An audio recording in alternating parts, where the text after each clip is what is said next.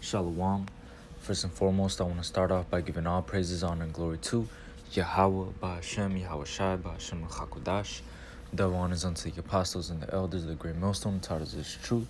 And shalom also to the Akim, pushing this word in sincerity and in truth, and to the speckled bird across the four corners of the world, and to the few sisters who are listening. To you I say shalom. Lord willing, this will be an edifying lesson. The first scripture I want to start off with is Mark chapter 8, verse 38. And it reads, "Whosoever therefore shall be ashamed of me and of my words in this adulterous and sinful generation, of him also shall the Son of Man be ashamed, when he cometh in the glory of his Father with the holy angels." And basically what I wanted to go into is, if you're in this truth and you understand these words, and you're truly about about this life that we're about this life, and you're truly, about this, you shouldn't be ashamed, because if you're ashamed of this word, if you're ashamed of this testimony that we have been given, if you're ashamed of this understanding that the Lord has bestowed upon us, then guess what? The Son of Man, Yahweh Shai, is going to be ashamed of you. And that's something that you do not want to go through, because in that day, I don't know about y'all, but in that day, I want to be counted a good and faithful servant. I don't want to be an abomination to the Lord. And we should all have that mentality when being part of this truth. We should be bold in this truth when we proclaim this word, This is Matthew 10 and 33. It says, "But whosoever shall deny me before men, him will I also deny before my Father which is in heaven." Which, that's something that you don't want to happen to you, man. You do not want Yahweh Shem Shai is, you don't want Yahweh Shai to deny you before the Father, Yahweh, which is the creator of this whole world, this whole reality. You don't want, if you deny Yahweh Shem Shai before men, he's going to deny you. That's why we must be bold in this truth and stand stiffly. Because why? It says that those that stood stiffly received crowns. This second Ezra 2, and I'm going to start at 40. It's like 42. I'm going to start at 42, but the point is in 47. It says second Ezra 2 and 42. "I, Ezra, saw upon the Mount Zion a great people, whom I could not number, and they all praised the Lord with songs. And in the midst of them there was a young man of a high stature, taller than all the rest, and upon every one of their heads he set crowns, and was more exalted, which I marveled at greatly." That's talking about Yahweh Shai, man. He was that young man of a high stature, putting crowns upon the heads of them. It says, "So I asked the angel and said, Sir, what are these?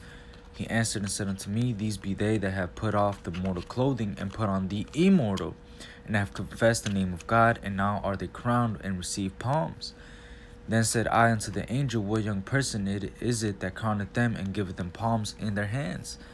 So right here, the ones that put on the immortal clothing and took off that mortal clothing, that's talking about the elect, right?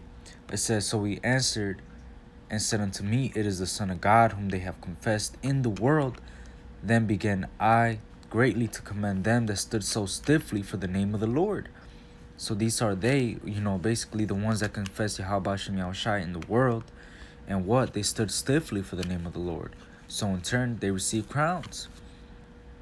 It says, "Then the angel said unto me, Go thy way, and tell my people one manner of things, and how great wonders of the Lord thy God thou hast seen." So basically, the ones that stood stiffly for the name of Yahweh Shem Yahushai, Ezra saw them. He saw them when they were getting crowned. And he greatly commended them, because they stood stiffly for the name of Yahweh Shem Yahushai, for this testimony that we have received, which is something that we have to, that's how we have to be in the spirit. We have to be bold when we bring out this word. You don't want to be faint-hearted, because you don't want to be in that spirit. The scriptures talk about also, if any man be faint-hearted, let him go home, unless he also make his brother faint-hearted. Roughly paraphrasing, I think it's Deuteronomy 20:8, if I'm not mistaken.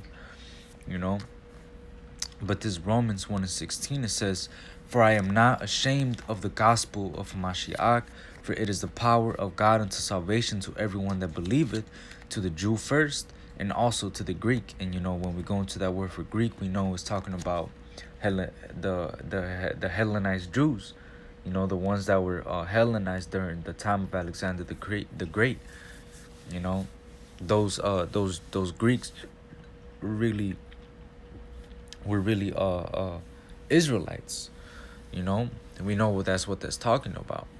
Which really that's who this is for. When we bring out this word, and when we bring out this word, it's for those people that are thirsty, that are thirsting for this word.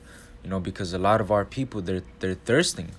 They don't know why they're going through what they're going through. They don't know exactly why everything is happening in this world, but they want to know. And they have a zeal, but not according to knowledge. So it's up to us to bring out this word and rightly divide the word of truth, that we may be able to prove what's that acceptable, perfect, and good will of God. So we have to not be ashamed of this word, because when we bring out this word in boldness, that puts the spirit on other brothers to be bold. Other people see that. Other brothers see that. This Philippians 1, and I'm going to start at 14, and I'm going to jump down to 20. It says, "And many of the brethren in the Lord, waxing confident by my bonds, are much more bold to speak the word without fear." So by Paul bringing out the word and being bold, and being bold with bringing out the word and having that spirit on him, what? Other brothers also were waxing confident and were much more bold to speak the word without fear. So when we bring out the word boldly, what does it do? In turn, it makes other brothers want to be bold. They see that spirit on you. This Philippians 1:20 says, "According to my earnest expectation and my hope, that in nothing I shall be ashamed, but that with all boldness, as always, so now also Hamashiach shall be magnified in my body, whether it be by life or by death." So the way, when we bring out this word, we can't be ashamed of it. We can't be ashamed of this at all, but bring it out with all boldness, so that we can magnify the Lord in our body. And when we do that, that inspires other brothers. When they see that boldness on you, they're going to be bold as well. They're going to, the scriptures, they say to not covet anything, but to covet to prophesy. You should covet to prophesy. Let me see. I think it's in Corinthians, 1 Corinthians. Covet to prophesy.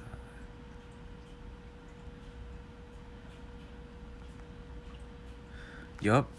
This 1 Corinthians 14:39, it says, "Wherefore, brethren, covet to prophesy, and forbid not to speak with tongues." Basically, you should want to prophesy. You should want to actually bring out this word. And the scriptures also tell us that that the righteous are as bold as a lion. This is Proverbs 28:1. It says, "The wicked flee when no man pursueth, but the righteous are as bold as a lion." And when we bring out this word, this work that we're doing, this is a righteous work. This is a good thing that we're doing. Of course, it's not of us, because even Yahushua said, "Why callest thou me good? There's only one good, and that's the Father in heaven." But us, we still got to bring out this word, because through this word, that's how we're gonna wake our people up. So we can't be ashamed. We must be bold when we bring out this word. We must be bold when we confess the name of Yahweh Hashem Yahushai, and stand stiffly for the name of Yahweh Hashem Yahushai. People see that. People could sense that. That's going to inspire other brothers to be bold as well. But Lord willing, with that, I'm going to leave it off with that. So Lord willing, this is an edifying lesson. And with that, I want to give all praises, honor, and glory to Yahweh B'Hashem Yahushai, B'Hashem HaKodash, Double honors unto the apostles and the elders of the great millstone, taught us truth. Shalom also to the Akim presenting the word in sincerity and in truth, and to the speckled bird across the four corners of the world. And to the few sisters who are listening, to you I say Shalom, Wa Abarubal, Kwam Yasharala.